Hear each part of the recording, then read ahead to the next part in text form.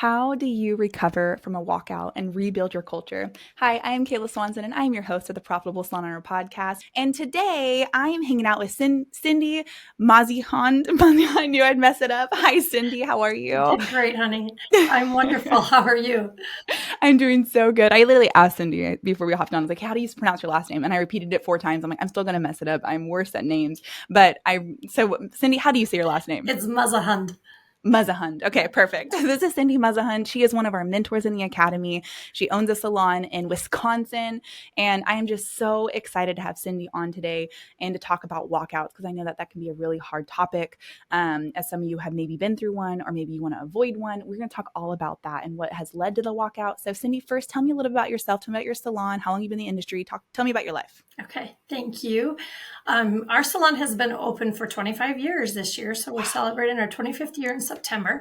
And Hi. I started at the salon, literally, I think through 2, 3 months after it opened, and worked as the sales desk, and then went to school for nails, and as a nail Oh, tech, and then worked up into management, and then bought in. And so now I have Holly Fox is my business partner, and yeah, I've been 25 years, and we have roughly right around 16 team members now.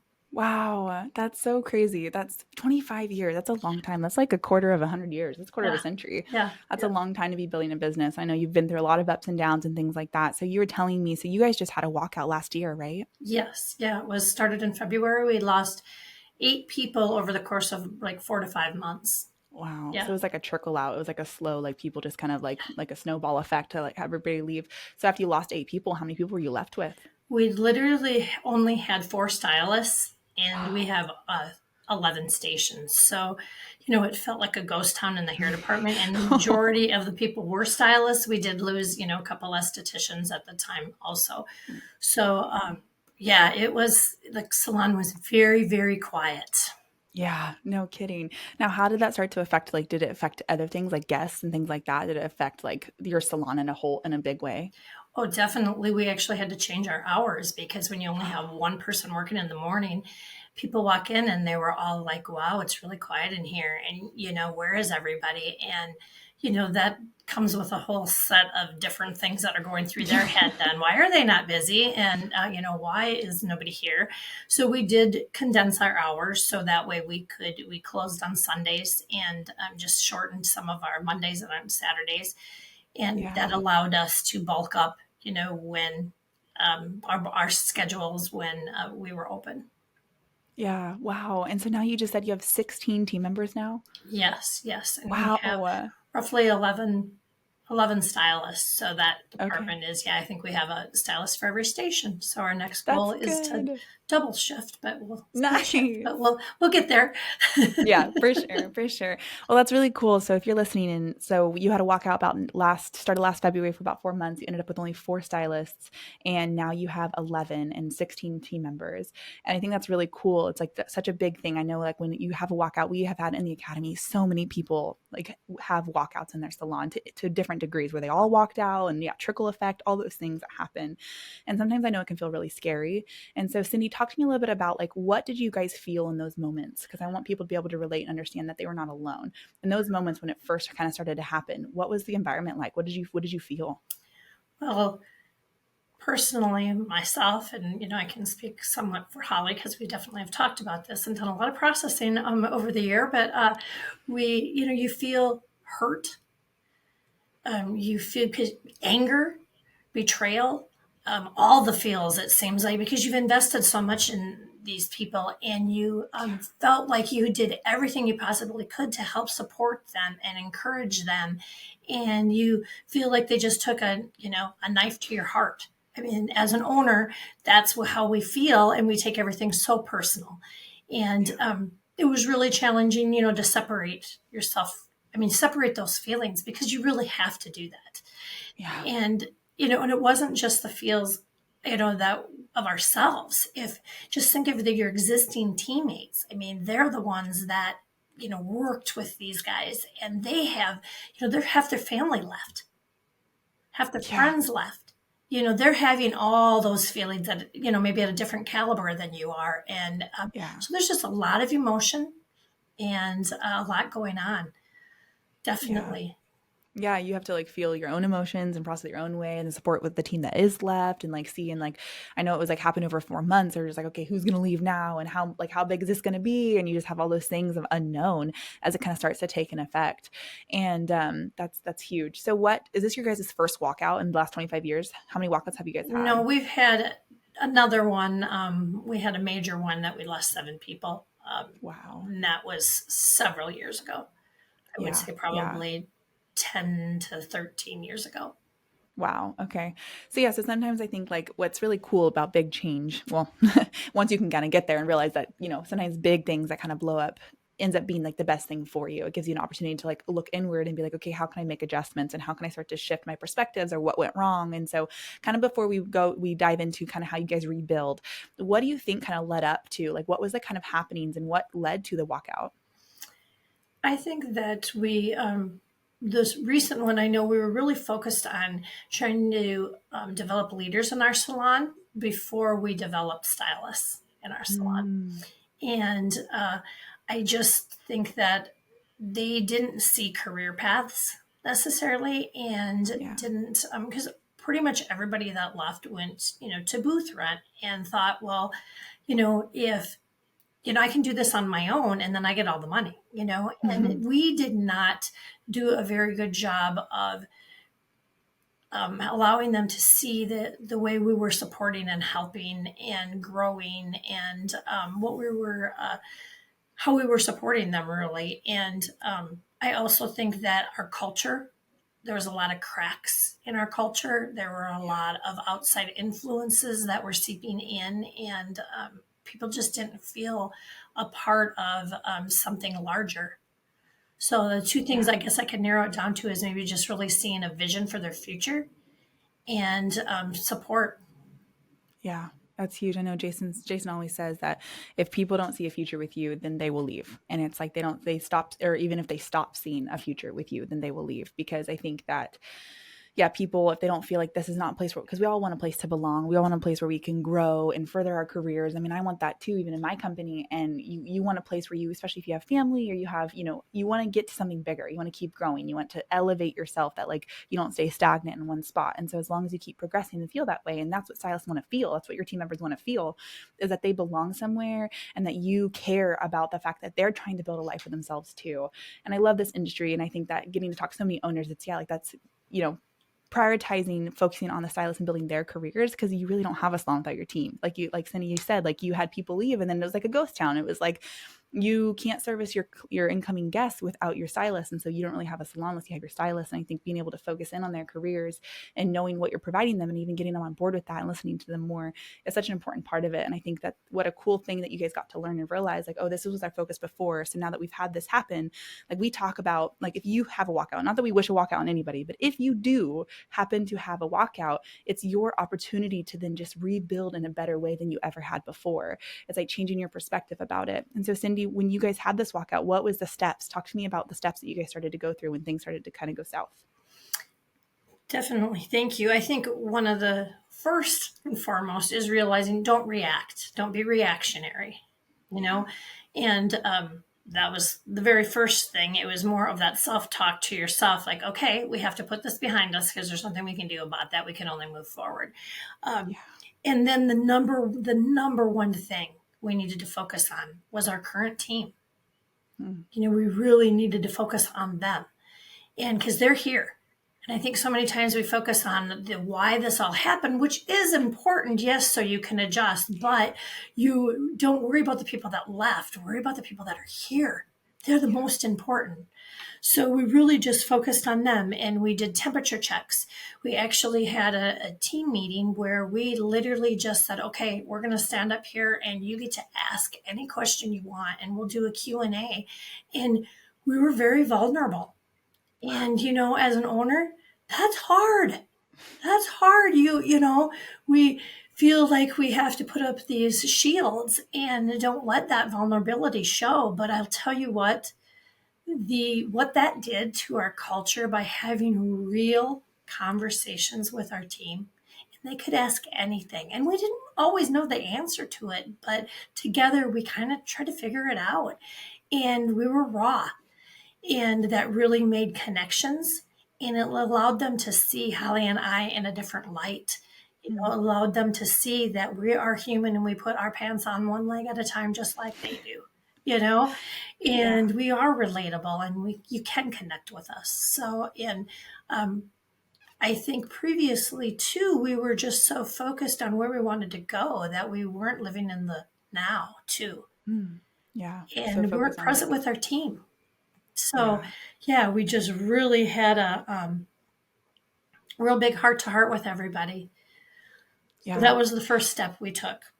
That's amazing. And I love what you said. It's like, okay, yeah, focus on who's here and who's going to stay, and then yeah, asking the questions. 'Cause I think like if you're trying to build a relationship with anybody, the only way to do that is to be able to be honest and vulnerable.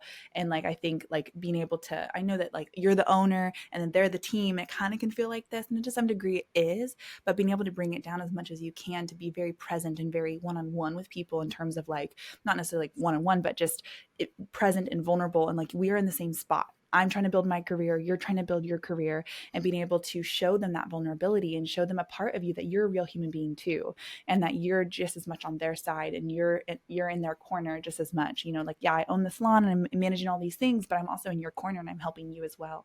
And I love what you said, Cindi, about how you guys met with them and they could ask any question they want. You didn't always have the answers, and that was okay, but it was like, yeah, this is open. Like you guys, what do you want to know? Like, and being open in that, because I think a lot of times people do, they want to again belong something and be a part of something bigger. It's like you guys have big dreams for the future, then bring your team along with you and let them buy into those dreams and contribute to those dreams and bring ideas to the table and be a part of it.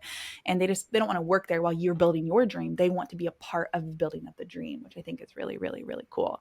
So you're talking about how you like started to rebuild your culture. So you focus on the team and you focus in and got them to ask questions, be more vulnerable and honest, and then what kind of started to happen after that? Are you still guessing what your color services are actually costing you? Guessing the cost of your services is eating into your profits. With Salon Scale, you can separate your parts from your labor and charge for every drop of color used. Stop letting your back bar drain your earnings. Click the link in the description to get 10% off of your first year or start your free trial today. Salon Scale. Profit starts with every mix. Well, we just really knew that, and you had said it before, Kayla, that this is a reset time. Yeah. So we really looked at our mission statement. Does that still serve our team? And so as a group, we looked at that, we kind of tweaked it out, and made some changes. And then we created, like I realized that I really just asked that question. Do you guys know what Metropolitan stands for? And nobody raised their hand, maybe, and so we collectively created values that we all knew that we stood for. And then the team went through and defined what do those values mean to them. And then how can we make those value apparent to our guests, in that guest experience. And so really then went into our code of honor, debriefed that. And what we were doing with all of them is we realized that, we were setting that context, and, that's what protects us. That's what can create the outside influences from, cracking, your culture. So we just really, when everybody gets on the same page like that and are really working towards the same mission, have the same values, and are using the same set of, code of honor, those rules, it really creates such a strong foundation. Yeah. And Wow, I love that. it just was insane how it really just elevated everyone, and everybody kept saying, we feel so like this, we might be a small team right now, but I'll tell you what, we've never been stronger. And that was kind of our motto, like we're going to be bigger, better, stronger after this, and Yeah. definitely succeeded in that. I love that. Now, do you think that if you hadn't have had the walkout, that the same transformation would have happened? Or do you think that like the walkout is what really propelled all this to take place? Well, I think that definitely the walkout was what propelled all of this to take place, but I think probably we allowed some like, cracks in that context, and we allowed some drama, that shouldn't have been there. We allowed maybe not the right person was in the right position, and or even the right person inside the salon, and we just because someone has worked for you for a long time doesn't mean they're always the right fit. And I think that we were so looking at the big picture that we weren't protecting, what is. And that was really important for us to see that. And no, I don't think we ever would have had something like that not happen. Yeah, which is cool perspective. I know it's easier to look at it like that now when it's like, yeah, it's a year past, like it's been some time now. But it's like sometimes I hope that if you're listening, you realize that sometimes really, really, really big things that happen in your life, whether it's in your business, in your personal life, sometimes things get really, really hard before things get really, really good. And believing in that, like if I think back to my life and all the times that things have gone wrong, I've been through a divorce, I've all these things that have happened in my life. And sometimes the things that go really, and you're like, how on earth are we going to get through this? And you're just like, I don't know, like this is the worst thing ever. And if you think about your whole span of life, like hopefully we get to live for 80 years. Like I was looking up the other day, the average lifespan of a human being is 84 years, I think. And so I was like, so on average, we get to live for 84 years. And you are going to have so many things that come up in your life and things that go wrong. And it's just an opportunity that if you can change your perspective and start to look at things that like, okay, this means something really good is about to happen. So let's look in, let's identify the problem, identify what happened and how do we start to move forward. And I think that's a beautiful thing. If you can get in the mindset like, okay, things are going a little whack right now. I'm feeling a little tension right now, and allow yourself to feel the feelings. Don't like say, oh, I have to be positive all the time, because things can happen. So you're allowed to feel bad about it. But realizing that really good things and really good perspectives comes at a time when life just kind of throws you the kitchen sink and you're just like, wow, what do I do now? And just put one foot in front of the other and keep continuing to move forward and look inward of being like, yeah, okay, how? And I love, Cindi, what you said, how you and Holly looked at yourselves and you like reflected on like, okay, where were we at? What's going on with us? Where we, and you said your perspective, you guys were focusing on the future of the salon and not as much on your team. And you realize that there has to be a balance there, and being able to look inward and being like, how, like, because I know sometimes like, oh, well, they're bad, or you can start to blame. And there's probably some of that too, where they had, their own reasons and their own things, but being able to look at yourself in times like that, that's really valuable. And I think that's a really cool thing to think about. So then, as you guys started to rehire, how long did you wait to start hiring again? Or did you guys start kind of right away as you guys were doing this? What did the hiring process look like? Ready to transform your business and improve your salon's profitability? With Lonza's 3-in-1 technology and intermixable shades, your hair color inventory is streamlined with limitless creativity behind the chair. Click the link below to unveil the secret to salon success. Well, we wanted to start hiring right away, but we realized that we needed to be very intentional and not just hire warm bodies like we have done in the past. And I certainly don't mean to do any disservice to people that have worked for us, because we've had amazing, wonderful humans. Not just warm bodies. However, just very intentional on what type of person do we want working in our salon and spa? What type of person does our team want? So as a team, we asked that and just created avatars. Like, who do you want to work with? What does a level 1 stylist look like? What do they do? Where do they hang? What do they do in their free time? What attracts them? What kind of music do they listen to? Like, everything about them. What does a level 3 stylist look like? And then, so on down the road. For estheticians also, we did that in both of those departments, and really got intentional on who we were trying to target in our hiring process and our recruitment process. Wow. That's huge. And I love that. Like, in even asking, like, yeah, like sometimes you're like, oh, I gotta feel like we're slow, or we need to hire. Nobody's ready to hire. And then the first person comes in, applies to your job. You're like, you're hired because we need somebody. And we talk about that a lot in the academy of don't just hire people. Like, you want to hire people who are a good cultural fit for not only where you want to go as a salon, but also, like who will work well with your whole team and the culture you're trying to build. And Cindi, I love what you said there in making sure that like you're intentional about who it is you're hiring. And I love that you ask your team, like, yeah, who do you want to work with? And like, it's okay to have a thick criteria of who you want to hire in your salon, because if not, then you're going to just hire people. And that's when conflicts happen. That's when people aren't as stable because you didn't hire them with intention. Sometimes having a bigger criteria for who you're hiring gives you a very intentional way of hiring. You know who you're looking for. Your job ads are more specific. And if you communicate that out when you're even looking for the person in the first place, then the right people will be attracted to you. And I think that's what's really cool is like, yeah, when you are that intentional, then you end up hiring the best people. So tell me about the 16 people that you now have. Like, what is your culture like now? Like, what are some things that you have in place that's make your culture Tell me about your culture now. Are you ready to increase your retention and revenue and convert website traffic to clients? Then you're ready for Maya. Maya creates better business relationships by pairing the right clients with the right beauty professionals. Use promo code HPSA for your first 2 months free. Visit joinmaya.com to get started. Well, I would say that, one of the things that we did when we knew we needed to start hiring too, is we really focused on the referral. We have a referral program for our team, and they get a bonus when they refer somebody. And so we started to get the team really involved in going to the schools, because a lot of them had came from our local school and knew people there. And, who do you want to work with? And the schools don't always necessarily want to hear from the owners, because guess what? We're probably going to try to sell our salon to them, all the good, that type of thing. But they really can relate to, the younger stylist, and can also relate to somebody, that has been through exactly where they're at right now.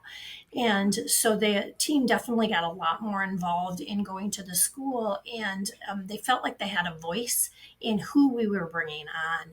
And the number one thing we looked at was, would they be a fit for our culture? Not what is their skill level? Because, skills can be taught.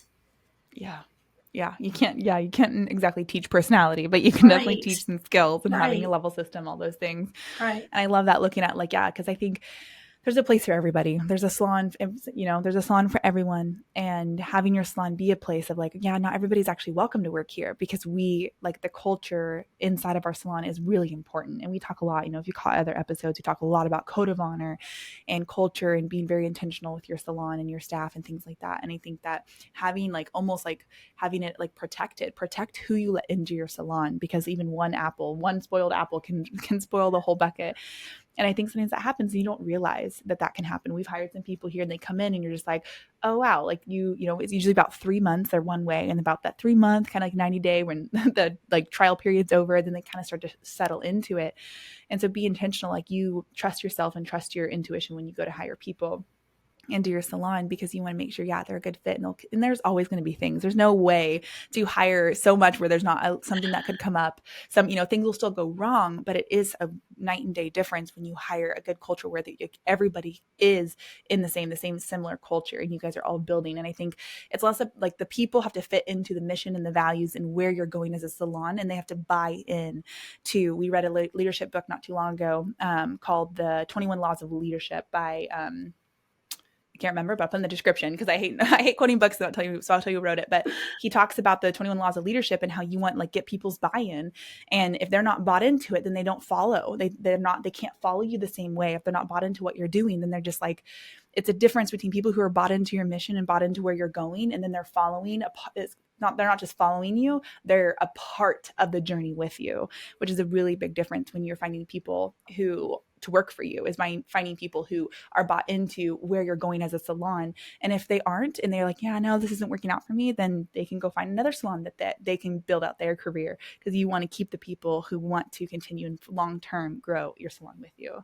So Cindi, what are some of the key things that you and Holly learned through all of this? Because I know we've talked about some of the things, but what are some really big moments that maybe even you personally learned through all of this?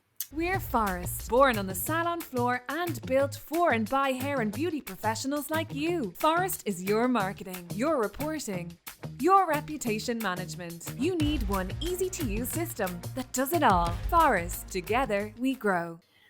Well, I think one of the big things that I learned was that there's a time and a place for leadership, and I think that's super important, but you can't focus solely on one thing.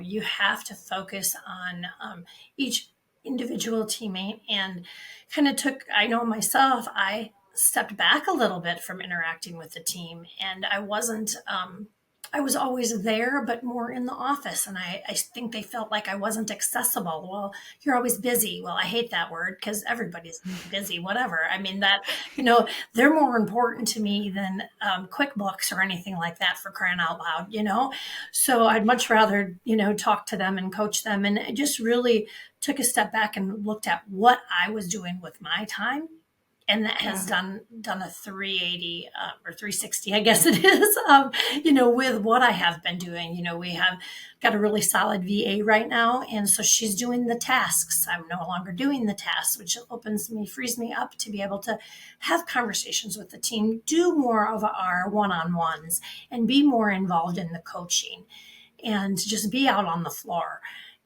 I always sit in every person's chair. I like to, they, move around when they do my hair. Somebody different is always coloring my hair because I want to be able to interact and be on that side of it too, because I'm not always a guest, and it's kind of fun to be in that area, that aspect. And just really looked at what we were doing and how we can connect to them. Yeah. And, it's challenging. I'm going to throw myself under the bus there. I'm 55 years old. I don't know how necessarily to interact with a 20-year-old. It's completely different. I still like to talk on the phone. I'm always calling. I'm not texting. I'm this person. Do. So, I've really had to change the way I have done things and really just tried to be more involved and ask more questions. I think it all comes down to that. Ask them where they're at, do temperature checks. I guess just the disconnecting from the team was probably one of the biggest learns. And I think that the intention was to free us up to be, more of the CEO. However, we didn't go about it in the right way because we didn't have people in place to take over for that, for us. Yeah. You can't just abandon them. And I think that's what people felt. Yeah. Wow. That's so good. So good. So as we kind of this has been so rich, I always look down, I'm like, man, it's already been so long. Because I love this conversation and getting to learn through your experience. I think our academy, the number one thing that people always say when they're in our academy is the community that you're within. And I think getting to learn from people's experiences is such a valuable way to navigate your own experiences. Having people yeah, I've been there. Yeah, I understand.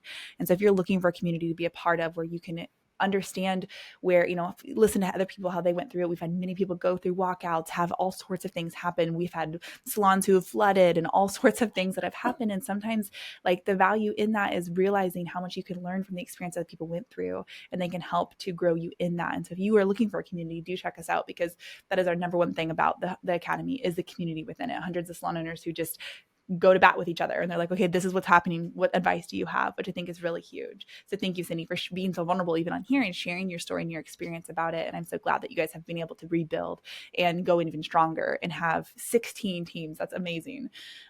So tell me a little bit. So as we're kind of wrapping up, I would love to give advice to the people out there, whether they've had salon owner, whether they've had a walkout or not, where would you tell them to kind of take away from this, to walk back into their salons and the things that they should really focus on? What advice would you give them? I'd say to just really stay connected to your team and let them know how much you're there to support them, and how, their successes are your successes. And just really, it's just crazy how, you think that they know those things, but they don't. They don't necessarily know that you're always there for them. You're their cheerleader. I want to serve them. And however I can do that, I'm always there for them. And that's probably the number one thing that they need to know, is that I got your back always, every day. Yeah. Especially coming in and out of school, you're entering the industry, a lot of people kind of get hired in and they're they don't really know a lot. There's a lot to learn. There's a lot to be understood. And they do look at you as the owner of okay, well, you've been in the industry, you're my employer, you have the answers, you can support me. I'm, they choose commission because they want to be supported by, that's when people go into that. They want to be supported by other stylists and be a part of something. And I think realizing that, yeah, people are coming in, they look at you like you have more of the answers and you can help to lead them. But if they feel that disconnect with you, then that's when they start to be oh, well, maybe this isn't the place that I want. And they'll start to look outward and see okay, who is going to support me in this? And then they leave and then they walk away. And then they're we're going to go find it somewhere else.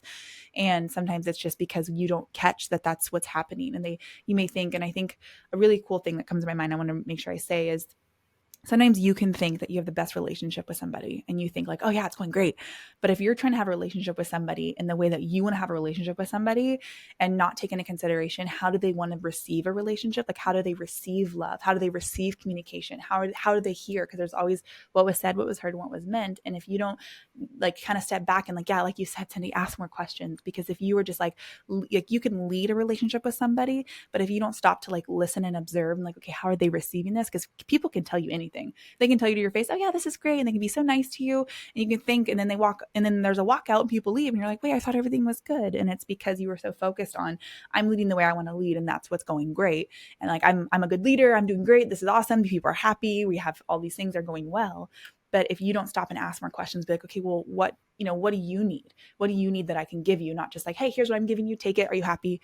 And being more aware of how they receive love. We did the we've done like the love language tests and things like that. We have a whole page. Every employee here has like a whole page of like, here's the best way to communicate me. Here's the do's and don'ts of how to communicate with me. Here's my love language. Here's all these things that tell the tale kind of a little bit about who I am. So we can read them. Like all my team members have one. I can read them and be like, wow, I learned a lot about you, of how you do it. And then being able to talk about it and be like, does this resonate with you? What on this page do you enjoy?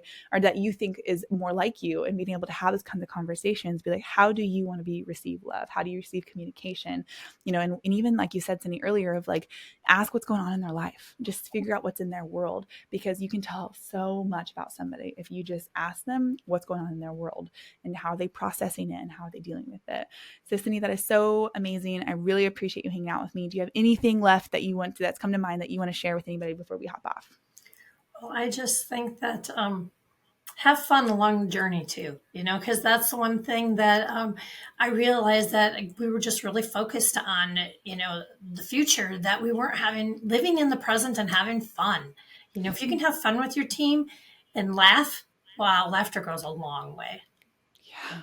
Yeah, I love it. I love it. We talk a lot about that. You can learn a lot by playing a game with your team. And that is so much of who we are, is have fun, learn by having fun. When we do our destination trainings, not all the time, but most of the time we have a huge game that we all play together, because let me tell you, the amount of things that you learn through playing a game with your team is monumental. It's just huge, because you're right. Laughing and the memories and how you feel, that's what really matters. Cindi, thank you so much for hanging out with me today. I hope you got a lot out of today. If you're looking for a community to belong and have conversations like this every single day, please check out our High Performance Salon Academy. We would love to meet you and hang out with you and have you part of that. So reach out to us anywhere. We're all over the internet. You can find us. And we'll see you next time on the Profitable Salon Owner Podcast. Thanks, Cindi. You've been listening to the Profitable Salon Owner Podcast. Be sure to like, subscribe, leave us a review, and check us out at profitablesalon.com for more episodes, content, and to help you turn your salon into the business you've always dreamt of.